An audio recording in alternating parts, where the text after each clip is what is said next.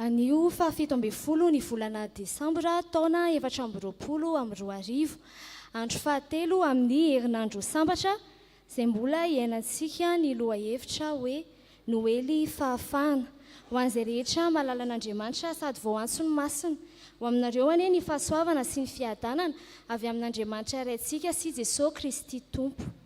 Andehantsika hidera sy hankalaza an'Andriamanitra amin'ny alalan'ny famakiana ny salamo.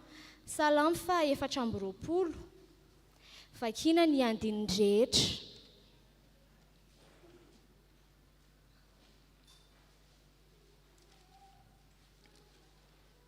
Salamo fa 420 vakiana